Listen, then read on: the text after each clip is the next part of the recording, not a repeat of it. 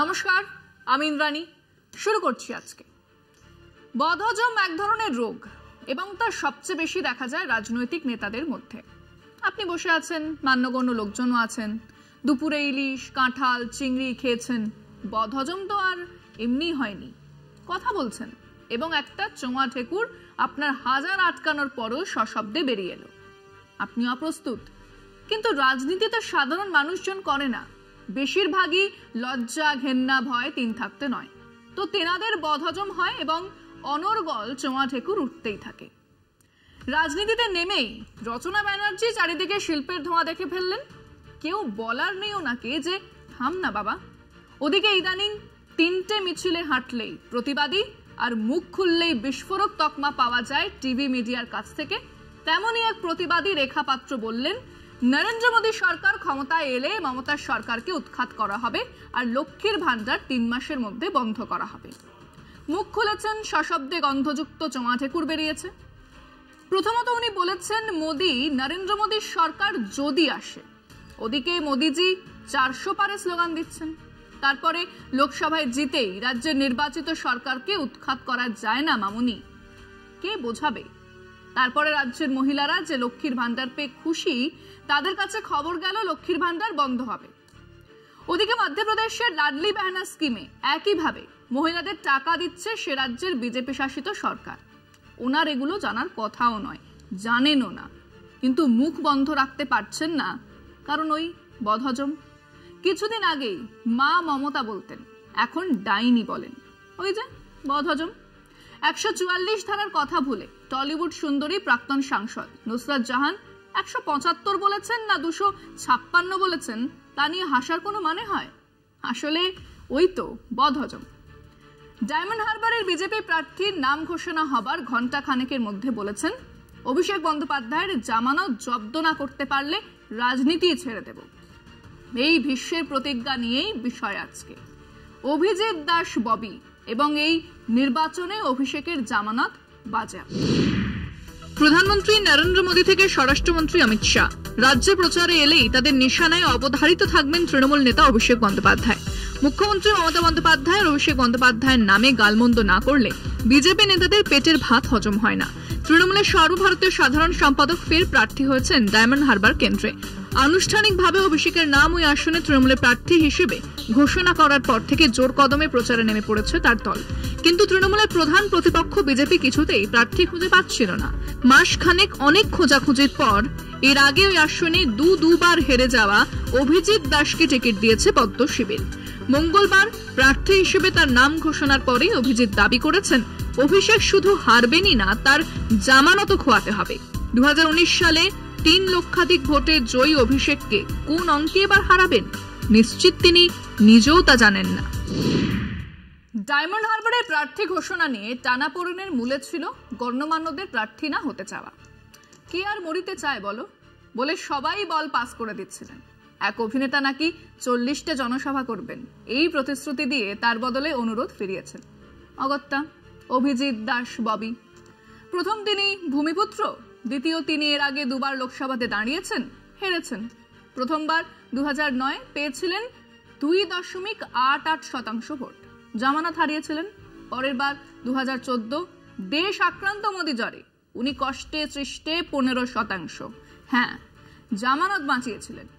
এই ববি বাবু ওনার এফিডেভিটে জানিয়েছেন যে উনি কলকাতা বিশ্ববিদ্যালয় থেকে এমএসসি করেছেন 1993-তে, ব্যাচেলর অফ লাইব্রেরি সায়েন্স নিয়ে ডিগ্রি পেয়েছেন 1994-এ এবং তার 16 বছর পরে তিনি 2010-এ উৎকল বিশ্ববিদ্যালয় থেকে আইন পাশ করেছেন।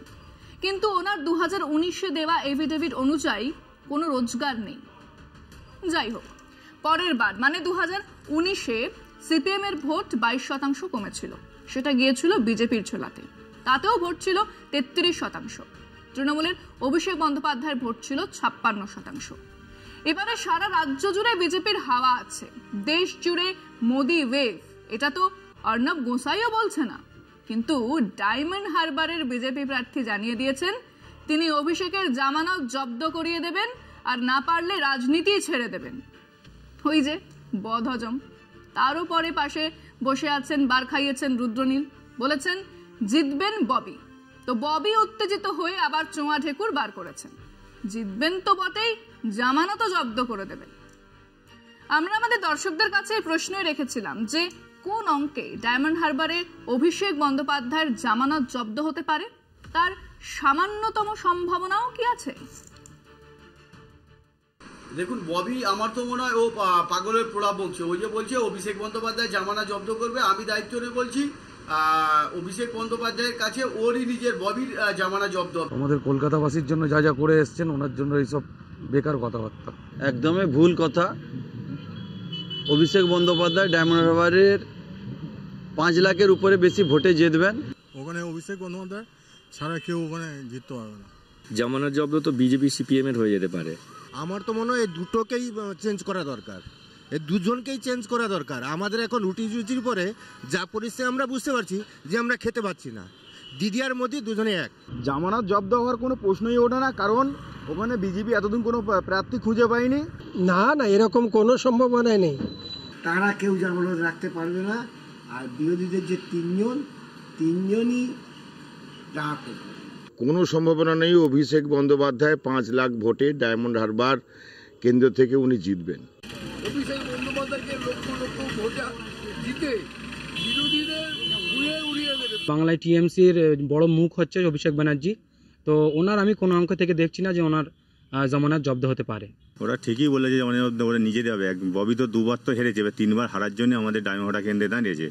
এতদিন বিজেপি প্রার্থী দিতে পারেনি, তারা আবার সেই একজন প্রার্থীকে দাঁড়িয়েছে এতদিন পরে, কিন্তু ওখানে অভিষেক বন্দ্যোপাধ্যায় 4 থেকে 5 লাখ ভোটে জিতবে। ক্যান্ডিডেট সেই ধরনের থাকলে তাহলে চক্করটা ঠিকমতো পার্টিসিপেট করা যেত, কিন্তু সেই ধরনের একতরফা হয়ে যাচ্ছে। ঠিকভাবে ভোট হয়, ভোটাররা যদি ভোট দিতে পারে, শুধু ডায়মন্ড হারবার নয়, টোটাল পশ্চিমবঙ্গে তৃণমূলের জামানত জব্দ হবে। উনি তো আমাদের এলাকায় তো বিশাল কাজ করেছে, ওনার তো সেমনি জামানত হওয়ার কোনো কারণ নেই, কারণ যারা দাঁড়াবে তাদেরই হবে। বিজেপি বিপুল ভোটে হারবে, অভিষেক ব্যানার্জি যা ভোটে জিতেছে আগেবার তার থেকে ডবল বেশি ভোটে জিতবে। যে বড় হবে সে কখনো বলে যে আমি বড় হব? যাদের ভয় বেশি তারাই এরকম মন্তব্য করে। অভিষেক ব্যানার্জি তো কোথাও বলেনি যে বিজেপির জামানত জব্দ হবে। নির্বাচনের প্রচার তুঙ্গে, পাল্লা দিয়ে গরমও বাড়ছে এবং তার সঙ্গে পাল্লা দিয়ে উঠছে চোঁয়া ঢেকুর। সেই সশব্দ গন্ধযুক্ত ঢেকুর আমাদের সহ্য করতে হবে। বেলুর মঠের সঙ্গে গুলিয়ে বালুরঘাটকে বেলুরঘাট বলা হবে, আবার জুমলাবাজি শুরু। এবারে 3000 কোটি টাকা বিলনও হবে বাংলার মানুষজনের মধ্যে। প্রধানমন্ত্রীর বদহজম এবং চোঁয়া ঢেকুর। ওদিকে শুভেন্দু অধিকারী ভাবলেন আমিই বা কম যাই কেন, উনিও একটি ছেড়েছেন বা ছাড়তে বাধ্য হয়েছেন, সব তো আর কন্ট্রোল করা যায় না। তিনি বলেছেন বাংলার মানুষকে সংগ্রামী ভাতা দেওয়া হবে, যারা তৃণমূল জমানাতে নিপীড়িত তারা পাবেন এই ভাতা। এমন ভাতা আগে দেওয়া হতো, স্বাধীনতা সংগ্রামীরা পেতেন, উনি জানেন না। আর এখন যে দল করছেন তার একজনও ওই ভাতা পাননি, কারণ ওনারা ইংরেজদের দেওয়া ভাতা পেতেন। আর বাম সরকার এমন একটা ভাতা দিতেন যারা কংগ্রেসী আমলে বা রাজনৈতিক কারণে মার খেয়েছেন, জেলে গেছেন, তাদের দেওয়া হতো। তিনি এটাও জানেন না, কারণ তিনি তো আদতে কংগ্রেসী পরিবারে।